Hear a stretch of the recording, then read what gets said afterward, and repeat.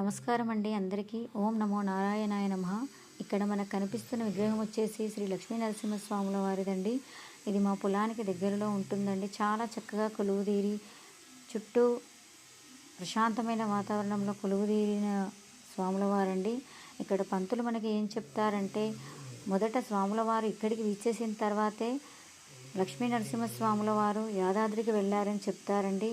ఇక్కడ పెద్ద గుండురాళ్ళ కింద ఇక్కడ స్వాముల వారు కొలువై ఉన్నారండి. మీరు చూస్తే ఇక్కడ ప్రశాంతమైన వాతావరణం, చుట్టూ నలుమూలల పొలాల మధ్యలో చక్కగా ఉంటారండి స్వాముల వారు. ఒకసారి మీరు కూడా చూడండి.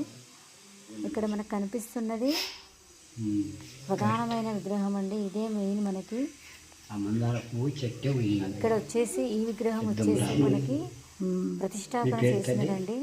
చాలా చక్కగా అలంకరిస్తారండి పంతుల గారు. ఇక్కడ ఇంకొకటి ఏంటంటే, మనకి ఇక్కడ ప్రదక్షిణ చేయడానికి కూడా చుట్టూ ఈ రాళ్ల గుండా వెళ్ళడానికి ఉంటుందండి.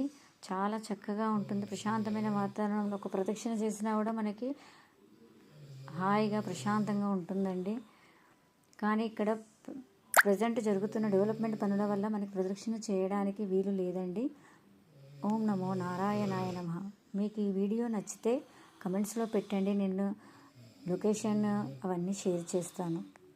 ఓం నమో నారాయణాయ నమః. థ్యాంక్ యూ, ధన్యవాదములు. మంగళం శ్రీ ప్రతాపిని లక్ష్మీ నారసింహాయ మంగళం, వీరంజనే స్వామి మంగళం, దివ్య మంగళం.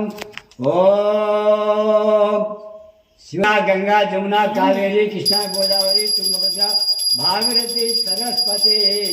ఓం